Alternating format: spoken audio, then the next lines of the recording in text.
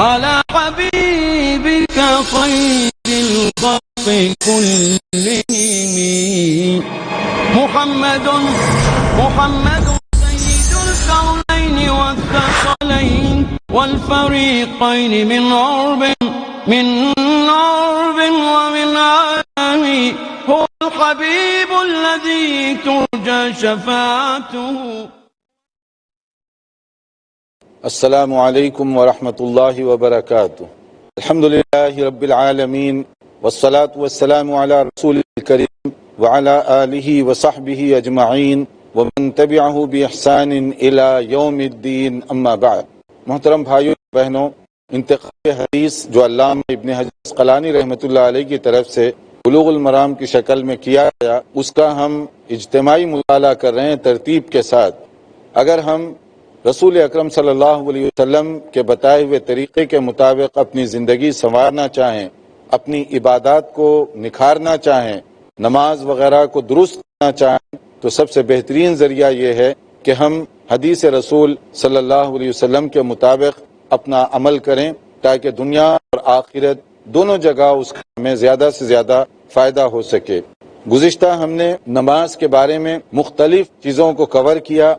نماز میں خشوع کیسے ہو، نماز کے اوقات کیا ہیں، نماز کے شروط کیا ہیں، نماز پڑھنے کا طریقہ کیا ہے، وغیرہ وغیرہ. طریقہ نبوی کے مطابق ہم جو سلسلہ شروع کیے ہوئے تھے اس میں ہم پہنچے تھے کہ رکوع اور سجدہ، اس میں کیا چیزیں پڑھی جائیں، کیسے تسبیحات کا ذکر ہو. اب آگے اس کے بعد کہ جب آدمی سجدے میں جائے، کیونکہ وہ اللہ تعالیٰ کے بہت قریب پہنچ جاتا ہے، تو آدمی کو کوشش کرنی چاہیے کہ سجدے کی حالت میں جب ہو تو زیادہ سے زیادہ اللہ کو یاد کرے، زیادہ سے زیادہ دعا کرے. جب آدمی نماز کو سمجھ کر پڑھے گا نا تو وہ تسبیحات گن کے نہیں کرے گا کہ 3 ہوئے کہ نہیں ہوئے جلدی اٹھ جاؤ. اب اس کے بعد پڑھنا گویا منع ہے، منع نہیں ہے. 3 کا طریقہ یہ منیمم ریکوائرمنٹ کے طور پر بتایا گیا ہے کہ کم سے کم اتنی تو نماز پڑھیے کہ 3 بار آپ سبحان ربی العظیم یا 3 بار سبحان ربی الاعلیٰ کہہ سکیں. یہ کیا بات ہوئی کہ آپ نماز کبھی کبھی ایسی پڑھ رہے ہیں کہ 3 بار بھی نہیں ہوتا، تو اس سے منع کیا گیا. کم سے کم اتنی ہو آپ کی کہ 3 بار کم سے کم، زیادہ سے زیادہ نہیں، زیادہ سے زیادہ ہی کوئی حد نہیں ہے. اور جو آدمی سمجھ کر پڑھے گا اس کو اتنا مزہ آئے گا، اتنا لطف آئے گا کہ وہ تھوڑے ہی گن کر اللہ کی تسبیح کرے گا اور بھی زیادہ پڑھتا جائے گا. پھر اس میں جو مختلف دعائیں بتائی گئیں، اگر ان دعاؤں کو بھی آدمی پڑھے تو اور بھی زیادہ اس کو لطف آئے گا، اور بھی زیادہ اس کا وہ دیکھیں گے آپ کہ اس کو مزہ آتا جائے گا. اس لیے اس کا سجدہ بھی لمبا ہوگا، اس کا رکوع بھی لمبا ہوگا. اب نبی کریم صلی اللہ علیہ وسلم کے بارے میں کہ مختلف دعائیں آپ پڑھتے تھے سجدے کی حالت میں، ہم لوگ وہی سبحان ربی الاعلیٰ پہ کام چلا ہے. تو آگے بڑھنے کی کوشش نہیں کی کہ سجدے کی حالت میں بھی کچھ دعائیں پڑھی جائیں. اور جیسے مثلا کچھ ایسی مختصر مسنون دعائیں ہیں کہ مختصر ہونے کے باوجود بہت افیکٹو، مؤثر ہیں، اس کو پڑھیے، فائدہ اٹھائیے. اب آپ رکوع میں گئے، رکوع میں جانے کے بعد رکوع سے اٹھتے ہیں، تو رکوع سے اٹھتے وقت بھی بعض لوگوں کو آپ نے دیکھا ہوگا کہ رکوع ہوتے ہوتے ہی سجدے میں چلے گئے. اب رکوع کے بعد بھی دعا ہے، اب وہ دعا نہیں پڑھی گئی، رکوع سے اٹھ کر کھڑے ہوئے سمیع اللہ لمن حمیدہ، اب آپ کو دعا پڑھنی ہے. وہاں پر بھی ہم کام چلاتے ہیں، کون سا وہ شارٹ روٹ جو ہے نا، سکھایا جو گیا تھا بچپن میں آسان نماز کے لیے، تو وہ تو ٹھیک ہے، وہ کم سے کم جس کو کہتے ہیں نا منیمم ریکوائرمنٹ، کم سے کم گزارے کے لیے. بھائی کبھی آپ جو ہے نا کھانا بھی کھاتے ہیں، ہمیشہ دال چٹنی پہ گزارا نہیں کرتے. کبھی کبھی آپ کا جی چاہتا ہے کہ کچھ اور بدل کر کھائیں. تو نماز تو اللہ تعالیٰ کے لیے جب ٹھہریں تو آپ بڑی بڑی صورتیں پڑھیں، بڑی بڑی دعائیں بھی یاد کریں، تاکہ ہر جگہ شارٹ فارم پر جانے کے بجائے ذرا مناسب انداز سے دعائیں بھی پڑھیں. مثلا آئیے دیکھتے ہیں رکوع کے بعد کیا کرنا چاہیے، کہ رسول اکرم صلی اللہ علیہ وسلم کا طریقہ کیا تھا، کہ آپ رکوع کرتے کس طرح سے، رکوع سے اٹھتے تو پھر کیا فرماتے. تو حضرت ابو سعید خدری رضی اللہ عنہ جو بہت مشہور صحابی ہیں، وہ بیان کرتے ہیں کان رسول اللہ صلی اللہ علیہ وسلم اذا رفع رأسه من الرکوع قال، جب رکوع سے اٹھتے کھڑے ہو کر کہتے، کیا فرماتے، اللہم ربنا لک الحمد ملء السماوات والارض وملء ما شئت من شيء بعد اهل الثناء والمجد احق ما قال العبد وكلنا لك عبد اللهم لا مانع لما اعطيت ولا معطي لما منعت ولا ينفع ذا الجد منك الجد. ہے بھی یہی مسلم کی حدیث کہ رسول اکرم صلی اللہ علیہ وسلم یہ پوری دعا پڑھتے تھے، صرف ربنا لک الحمد سجدے میں چلے گئے، ہمیشہ یہی چل رہا ہے تو اب یہ دعا کب پڑھیں گے؟ اسی طرح اور مختلف دعائیں بتائی گئی، ربنا لک الحمد حمدا کثیرا طیبا مبارکا فیہ، کہ یہ بعض صحابہ کا عمل رہا ہے جس کو نبی صلی اللہ علیہ وسلم نے قبول فرمایا اور آپ نے ان کی حوصلہ افزائی کی، یا اسی طرح کی اور بہت ساری دعائیں جو رکوع کے بعد، اب رکوع سے اٹھتے اٹھتے اگر سجدے میں جائیں گے یہ کب پڑھیں گے؟ تو یہ سب دعائیں بھی یاد رکھنی چاہیے۔ اب اس طرح سے ہم ٹھہر گئے، آرام سے یہ پورا پڑھ لیا، اس کے بعد اللہ اکبر کر کے سجدے میں جائیں، جلد بازی۔ جب ایک سجدہ کیے، جب وہاں پر سبحان ربی الاعلیٰ پڑھیں تب بھی ٹھیک ہے، یعنی دوسری جو دعائیں بتائی گئی ہیں ان دعاؤں کو پڑھیے، ان دعاؤں کو پڑھنے کے بعد ایک سجدہ ہو گیا، اب اللہ اکبر کر کے اٹھیے، اٹھنے کے بعد دوسرے سجدے میں جلدی مت کیجیے، ابھی ٹائم باقی ہے۔ مسنون طریقہ کیا ہے؟ پہلے سجدے کا معلوم کیجیے کہ سجدہ کیسے کرتے ہیں۔ بعض لوگوں کو آپ نے دیکھا ہوگا سجدے میں گئے پاؤں پورے اٹھ گئے، دیکھا پاؤں بھی اٹھا دیتے ہیں، سجدہ ایسے نہیں ہوتا۔ اسی طرح سے بعض لوگ سجدے میں گئے، یہ کونیاں جو ہیں یہ بھی ایسے زمین پہ رکھ دیے، سجدہ ہو رہا ہے، کہ وہ کہتے ہیں اب آرام کرنا ہے، ریسٹ کرنے کے لیے جیسے آدمی یہ سب نیچے رکھ دیتا ہے ایسے جو ہے یہ ہتھیلیاں یہ نیچے رکھ دیے، تو آرام اتنا کیا ہو گیا کہ بھئی تھوڑا سا سجدے کا جو طریقہ ہے اس کے مطابق۔ تو سجدے کے اندر یہ جو کوہنیاں ہیں یہ زمین کو نہیں لگنی چاہیے، اسی طرح سے اپنے پاؤں پہ بھی نہیں، بعض لوگ زمین پہ نہیں لگائے تو پورا زور اپنے پھسلیوں پہ دے دیتے ہیں تاکہ وہ ریسٹ دوسری طرف سے حاصل ہو جائے، ایسا نہیں ہے، یہ جو ہے زمین سے اور اس سے اٹھے ہوئے ہونا چاہیے، ایسے تھوڑا سا یہ اٹھا ہوا پوزیشن ہو، دوسری طرف بھی یہ اٹھا ہوا حصہ اٹھا ہوا رہنا چاہیے۔ یہ ہے جو کھنیوں کو اٹھائے رکھنے کا سجدے کے اندر۔ اور سجدہ جو ہوتا ہے نا 7 اعضاء پر ہوتا ہے، 7 جسم کے حصے ٹچ کرنا چاہیے زمین کو، پھر وہ سجدہ ہوگا، نہیں ٹچ کریں گے تو وہ سجدہ نہیں ہوگا۔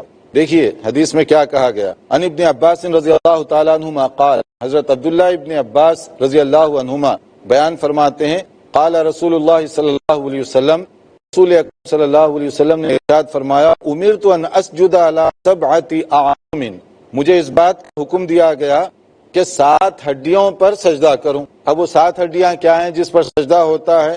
اب دیکھیے، الجبہتی، پیشانی، یہ زمین پر لگنا چاہیے، ضروری ہے، اور پیشانی کا ہی حکم ہے ناک کا بھی، یعنی دونوں کو ایک کاؤنٹ کیا گیا ہے، تو دونوں کو زمین پہ ٹچ کرنا ضروری ہے، کیونکہ ایک اور حدیث میں اس کی وضاحت کی جا رہی ہے، اور اس وضاحت کے مطابق یہ دونوں چیزیں وہاں پر کور ہونی چاہیے، یعنی لگنا چاہیے زمین کو، نمبر 1۔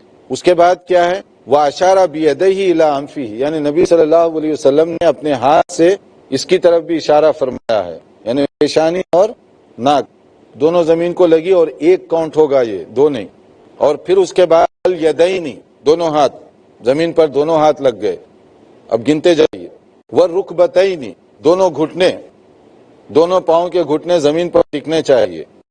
پھر اس کے بعد واطراف القدمین، پاؤں کا جو کارنر کا حصہ ہے یعنی انگوٹھے وغیرہ، وہ دونوں پاؤں کے انگوٹھے 2 گھٹنے 4، 2 ہاتھ 6، اور اس کے بعد پیشانی اور ناک دونوں ملا کر 7۔ اس میں سے کوئی ایک چیز رہ گئی تو سجدہ ناقص ہو جائے گا۔ سجدے کا مسنون طریقہ یہ کہ یہ 7 جو ہے زمین پہ لگنا چاہیے، اس کا پہلے سے آدمی اہتمام کرے۔ پاؤں اٹھا رہے ہیں، چھوٹے بچوں کے لیے تو نماز پڑھائی جا رہی ہے تو وہ ایک اور بات ہے، لیکن بڑے لوگ بھی اس طرح کی حرکتیں کریں گے تو پھر سجدہ ان کا کمپلیٹ نہیں ہوگا۔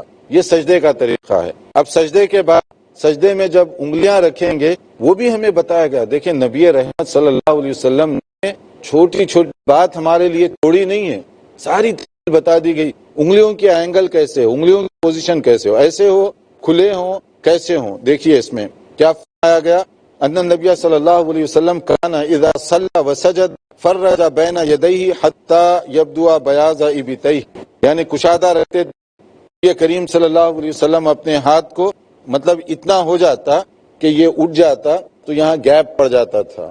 اور اسی طرح سے نبی کریم صلی اللہ علیہ وسلم جب سجدے میں جاتے تو انگلیوں کو ملا کر جوڑ کر، رکوع میں جاتے تو کھول کر، یعنی جیسے آپ گھٹنا پکڑ رہے ہیں رکوع میں کرتے وقت تو یہ کھلے ہوئے، رکوع میں یہ اینگل ہو انگلیوں کا، اور سجدے میں بنا ہوا. جب سجدے میں رکھیں گے تو یہ جو ہے بند، اس میں بھی حکمت ہے. دیکھیے رکوع میں بیلنس کے لیے تھوڑا سا انگلیوں کو کشادہ کریں تو زیادہ بیلنس صحیح رہتا ہے، اور سجدے میں تو بیلنس نہیں، وہ ٹھیک ہے کیونکہ اور بھی آپ کے گھٹنے بھی لگے ہوئے ہیں، پاؤں کا حصہ بھی لگا ہوا ہے، تو بند کر کے رکھیں تو وہ آپ کے لیے زیادہ ایزی بن جائے گا. تو دونوں طریقوں کو اس کے ذریعے سے آپ کور کر سکتے ہیں. پھر اس کے بعد سجدہ جب ہو گیا اس اینگل میں، پھر آپ جتنی دیر بھی سجدہ کرنا چاہتے کر کے اللہ اکبر کہہ کے اٹھتے. تو دو سجدوں کے درمیان جو گیپ ہے اس میں پراپر بیٹھا کرتے تھے، اور بیٹھ کر کیا کرتے آئیے اس میں بتایا گیا دعا پڑھتے تھے. اور وہ دعا ہے کہ ان النبی صلی اللہ علیہ وسلم کان یقول بین السجدتین، دو سجدوں کے درمیان جو ہے اس میں کہا کرتے تھے، کیا فرمایا کرتے تھے؟ اللہم اغفر لی وارحمنی واہدینی وعافنی وارزقنی. یہ دعا مختلف الفاظ کے ساتھ اور بھی استعمال ہوئی ہے، جیسے بعض روایات میں وجبرنی کا بھی اضافہ ہے، وعافنی کا بھی اضافہ ہے. تو کم سے کم یہ ہے اللہم اغفر لی وارحمنی واہدینی وعافنی وارزقنی. نبی کریم صلی اللہ علیہ وسلم یہ کب پڑھ رہے ہیں دعا؟ دو سجدوں کے درمیان. اب بہت سے نمازی ہمارے ماشاءاللہ تبارک اللہ ایسے ہیں جن کو یہ دعا بھی یاد نہیں ہے، 5 وقت کے ویسے نمازی ہیں پکے، مگر یہ جو مضمون دعائیں ہیں وہ بھی یاد نہیں ہیں، کیونکہ وہ جلدی مسئلہ ہے تو ایک سجدہ کیا، دوسرا اللہ اکبر تو اللہ اکبر. اب یہ دعا کب پڑھے بھائی؟ اگر آپ دعا نہیں پڑھے تو اس کا مطلب ہے کہ دیکھو سنت کے مطابق نماز پڑھنے سے فائدہ ہوگا، اور اگر سنت کو چھوڑ دیں گے تو فضیلت سے محرومی ہوگی. تو کم سے کم اللہم اغفر لی، بعض روایات میں آیا ہے کم سے کم اتنا تو پڑھ لو. اگر آپ اتنا بھی نہیں پڑھے اللہم اغفر لی بھی پڑھنا تو بڑا چاہیے. میں چھوٹی اس لیے نہیں بتایا کہ آپ لوگ بھی شارٹ پڑھنے کے عادی بن جائیں گے، تو جو بڑی دعائیں وہ بھی یاد رکھیں ذرا، ورنہ بعض اوقات اللہم اغفر لی بھی پڑھ سکتے ہیں، ورنہ پوری دعا پڑھیں تو اس کا زیادہ فائدہ ہوگا. پھر اس کے بعد میں دوسرا سجدہ کریں گے. اب دوسرے سجدے کے بعد اتحیات کے لیے دیکھتے رہیے پروگرام. ایک مختصر بریک کے بعد حاضر ہوں گے انشاءاللہ تعالی. محمد سید الکونین والثقلین. ناظرین، وقفے سے پہلے ہم بتا رہے تھے کہ دو سجدوں کے درمیان جو گیپ ہے اس میں پراپر بیٹھا کرتے تھے، اور بیٹھ کر کیا کرتے آئیے اس میں بتایا گیا دعا پڑھتے تھے. اور وہ دعا ہے کہ ان نبی صلی اللہ علیہ وسلم کان یقول بین السجدین، دو سجدوں کے درمیان جو ہے اس میں کہا کرتے تھے، کیا فرمایا کرتے تھے؟ اللہم اغفر لی وارحمنی واہدینی وعافنی وارزقنی. یہ دعا مختلف الفاظ کے ساتھ اور بھی استعمال ہوئی ہے، جیسے بعض روایات میں وجبرنی کا بھی اضافہ ہے، وعافنی کا بھی اضافہ ہے. تو کم سے کم یہ ہے اللہم اغفر لی وارحمنی واہدینی وعافنی وارزقنی.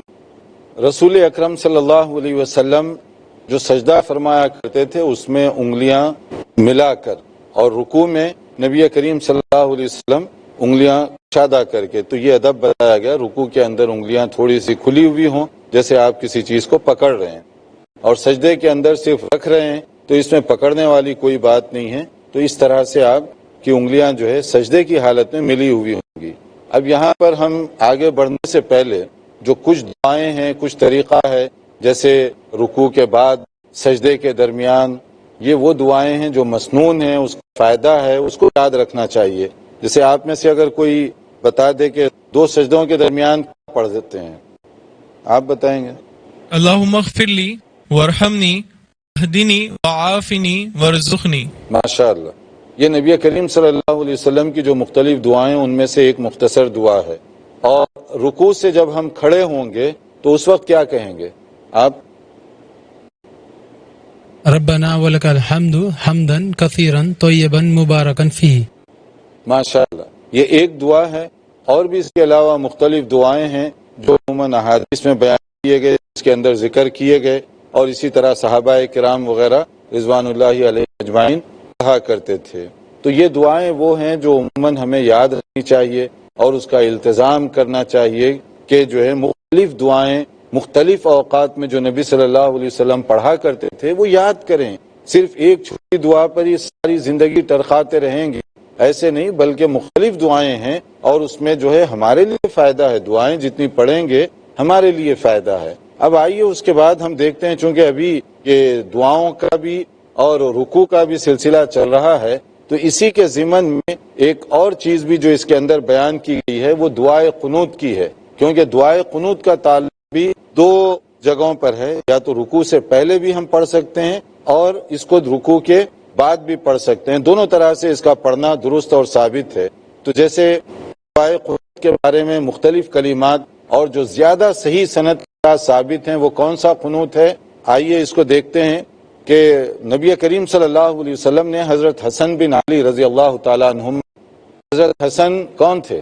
اللہ کے رسول صلی اللہ علیہ وسلم کے نواسے تھے، نواسے رسول صلی اللہ علیہ وسلم۔ نبی صلی اللہ علیہ وسلم کو ان سے جو محبت تھی، حضرت حسن اور حضرت حسین رضی اللہ عنہما سے بہت زیادہ محبت اور پیار تھا۔ نبی کریم صلی اللہ علیہ وسلم ان کچھ چیزیں سکھا رہے تھے، تو ان میں ایک دعائے قنوت بھی ہے۔ تو دعائے قنوت جو سکھائی فرماتے ہیں ان الحسن ابن علی رضی اللہ تعالی عنہما قال، کہ حضرت حسن فرماتے ہیں کہ علمنی رسول اللہ صلی اللہ علیہ وسلم کلمات، نبی صلی اللہ علیہ وسلم نے مجھے کچھ کلمات سکھائے ہیں، اقولہن فی قنوت الوتر، کہ میں صلاۃ الوتر پڑھتا ہوں تو اس میں دعائے قنوت میں یہ پڑھتا ہوں، وتر کی نماز میں جو قنوت پڑھتے ہیں اس میں یہ پڑھتا ہوں۔ تو اب اگر میں یہ پڑھنے سے پہلے آپ میں سے پوچھوں گا کہ وہ کون سی قنوت ہے تو کتنے لوگ صحیح جواب دیں گے؟ ماشاءاللہ ماشاءاللہ، آپ یعنی ماشاءاللہ کچھ لوگ یاد کیے ہوئے ہیں، الحمدللہ، بہت اچھی بات۔ تو اب دیکھیے اس میں کیا ہے وہ دعا، اللہم اہدنی فی من ہدیت وعافینی فی من عافیت وتولنی فی من تولیت وبارک لی فی ما اعطیت وقنی شر ما قضیت فإنک تقضی ولا یقضی علیک انہ لا یذل من والیت تبارک ربنا وتعالیت۔ تو نبی کریم صلی اللہ علیہ وسلم خاص طور پر اپنے نواسے کو جو دعائیں سکھائے تھے اس میں دعائے قنوت کے لیے وہ جو پڑھتے تھے اللہم اہدنی فی من ہدیت ہے، یہ نبی صلی اللہ علیہ وسلم کا سکھایا ہوا دعائے قنوت ہے۔ اب اس میں یہ ہے کہ وہ عام طور پر کب پڑھا کرتے تھے دعائے قنوت؟ دعائے قنوت پڑھنے کے دو طریقے ہیں، ایک تو یہ ہے کہ آپ دعائے قنوت پڑھیں گے وتر کی نماز میں، اور دوسرے کبھی ضرورتاً فرض نمازوں میں بھی پڑھا گیا، جیسے مغرب کی نماز میں یا فجر کی نماز میں، حتیٰ کہ امام شافعی رحمۃ اللہ علیہ تو فجر کی نماز میں ضروری قرار دیتے ہیں، اور دیگر جو محدثین اور علماء کرام ہیں امام شافعی کے علاوہ وہ کہتے ہیں کہ دعائے قنوت فجر میں ضروری نہیں ہے، لیکن اگر کوئی پڑھ لے تو پڑھ سکتا ہے۔ اسی طرح سے وتر کی نماز میں یہ تو عام طور پر پڑھی جاتی ہے، اس میں رکوع کے پہلے پڑھنا بھی جائز ہے، رکوع کے بعد بھی پڑھنا جائز ہے، دونوں طریقے سے پڑھا جا سکتا ہے دعائے قنوت کے دونوں انداز پڑھنے کے۔ اسی طرح ایک اور ہے جس کو قنوت نازلہ کہتے ہیں۔ قنوت نازلہ کا مطلب ہے کہ کوئی پرابلم، کوئی کلائمیٹی، کوئی ایسی آفت آ گئی مسلمانوں پر بہت بڑی قسم کی، تو اللہ کی مدد مانگنے کے لیے اس کا ایک طریقہ ہے دعائے قنوت، اس کو قنوت نازلہ کہتے ہیں۔ نبی کریم صلی اللہ علیہ وسلم بعض خصوصی موقعوں پر اس کا اہتمام فرمایا کرتے تھے، کوئی خاص مسئلہ ہوتا تو یہ دعائے قنوت پڑھا کرتے تھے، اور اس میں اور بھی مختلف قسم کی دعائیں پڑھتے تھے حالات کے اعتبار سے۔ اگر کوئی بڑی مصیبت اور آفت آ گئی ہے تو دعائے قنوت مصیبت اور پریشانیوں میں بھی، دعائے قنوت نارمل حالات میں بھی، دعائے قنوت فرض میں بعض نمازوں میں بھی، اور دعائے قنوت وتر کی نماز میں بھی، یہ سب مسنون ہے، اور اس کا پڑھنا جو ہے نبی کریم صلی اللہ علیہ وسلم اور صحابہ سے مختلف اوقات میں مختلف طریقوں سے ثابت ہے۔ اس کے لیے مختلف الفاظ اور مختلف کلمات بھی ہیں۔ ہم تحیات کی طرف جائیں کیونکہ ہمارا ٹائم یہاں پر ختم ہو رہا ہے، مگر یہاں اگر آپ کو کوئی سوال کرنا ہو، آپ کچھ پوچھنا چاہیں؟ جی شیخ، دو سوال ہیں۔ ایک جلسہ استراحت کے تعلق سے، بعض لوگ کہتے ہیں کہ جلسہ استراحت کرنا جائز ہی نہیں ہے، کہ مطلب دوسرے چوتھے رکعت میں کھڑے ہونے سے پہلے جو بیٹھا جاتا ہے یہ بیٹھنا ہی نہیں چاہیے۔ اللہ کے رسول صلی اللہ علیہ وسلم بیٹھا کرتے تھے، لیکن آپ مطلب جب کافی کمزور ہو گئے آپ کے آخری وقت میں بیٹھا کرتے تھے، اور جبکہ آپ کا جسم کافی بوجھل ہو گیا تھا تب، تو ہمیں نہیں بیٹھنا چاہیے۔ اور دوسرا ہے دعائے قنوت کے تعلق سے، آپ نے کہا کہ رکوع سے پہلے بھی پڑھی جائے گی، رکوع کے بعد بھی پڑھی جائے گی، تو اس میں سے مطلب کیا ہاتھ اٹھائے جا سکتے ہیں؟ اور اگر ہاتھ اٹھا کے دعا کی جا سکتی ہے تو کس صورت میں، مطلب رکوع سے پہلے ہاتھ اٹھائے جائیں گے یا رکوع کے بعد؟ جزاک اللہ شیخ۔ دیکھیے، نبی کریم صلی اللہ علیہ وسلم دو سجدوں سے اٹھتے وقت تھوڑا سا آرام سے اٹھا کرتے تھے۔ اب ہم اپنی طرف سے کیوں فرض کر لیں کہ آپ جب بیمار تھے جب ہی اٹھتے تھے؟ یا ہم یہ کیوں فرض کریں کہ صحت کی وجہ سے آپ نے کیا ہے، حدیث میں کوئی اس کا ذکر ہے؟ جب حدیث میں اس کا ذکر نہیں ہے، کچھ ائمہ نے اس طرح کی بات کی ہے، کچھ علماء کرام نے اس طرح کی بات کی ہے، لیکن دوسرے ائمہ اس کو نہیں قبول کرتے کہ حدیث میں کوئی وضاحت نہیں ہے، ہم اپنی طرف سے کیوں فرض کر لیں؟ بیماری کی وجہ سے 2 سجدوں سے اٹھتے وقت آپ تھوڑی دیر ریسٹ کرتے، پھر رکعت میں کھڑے ہوتے تھے۔ جب نبی صلی اللہ علیہ وسلم وقفہ لیتے تھے تو وہ وقفہ لینا یہ مسنون ہوا، واجب یا فرض نہیں ہے، مسنون ہے۔ اگر کوئی لینے کے لیے اگر صحیح طریقے سے پڑھنا چاہے تو وہ لے لے، نہیں لیتا ہے تو ہم یہ نہیں کہیں گے کہ اس کی نماز باطل ہو جائے گی یا ناقص ہو جائے گی، اس میں تعویلات کی ضرورت نہیں ہے۔ اور دوسرا جو آپ نے کہا کہ قنوت، جیسے میں نے بتایا کہ قنوت کے مختلف انداز ہیں، قنوت نازلہ بھی پڑھا جا سکتا ہے اگر مختلف قسم کی کوئی پریشانی ہے، مصیبت ہے تب، یا نہیں تو یہ جو دعائے قنوت وغیرہ بتائی گئی یہ آرڈنری قنوت ہے، اور وتر وغیرہ کی نماز میں اس کا پڑھنا جو ہے مسنون ہے۔ اسی طرح سے بعض موقعوں فرض نماز میں بھی، تو اس لیے جو ہے نا اس میں فرض نماز میں پڑھیں یا وتر کی نماز میں پڑھیں، دونوں صورتوں میں آپ پڑھ سکتے ہیں، لیکن زیادہ تر جو ہے وہ وتر کی نماز میں ہے۔ اب باقی رہا کہ ہاتھ اٹھانا، یہ دونوں طریقے درست ہیں، ہاتھ اٹھا کر بھی آپ پڑھ سکتے ہیں، ہاتھ نیچے چھوڑ کر بھی آپ دعا قنوت پڑھ سکتے ہیں، دونوں طریقے سے ثابت ہے، یا ویسے ہی ہاتھ باندھے باندھے بھی آپ پڑھ سکتے ہیں، اس میں کافی مجال واسع ہے، یعنی گنجائش ہے جس طریقے سے بھی آپ عمل کریں، لیکن زیادہ بہتر ہاتھ اٹھانے کا جو طریقہ ہے، کیونکہ یہ ایک دعا ہے، یہ انکساری کا ایک انداز ہے، اس لیے اس میں ہاتھ اٹھائے جائیں تو وہ زیادہ بہتر طریقہ ہے۔ جی وتر کی نماز میں کبھی کبھی دعائے قنوت پڑھنا بھول جاتے ہیں تو نماز ہو جاتی ہے نا وتر؟ ہاں، اگر وتر کی نماز میں دعائے قنوت بھول جائیں تو نماز ہو جائے گی، بلکہ جان کر بھی چھوڑ دیں گے تو بھی آپ چھوڑ سکتے ہیں، کیونکہ دعائے قنوت جو ہے وتر کے ساتھ مخصوص نہیں ہے کہ بالکل وہ نہیں پڑھیں گے تو یا چھوٹ جائے گا، یا شرط یا لازمی نہیں ہے۔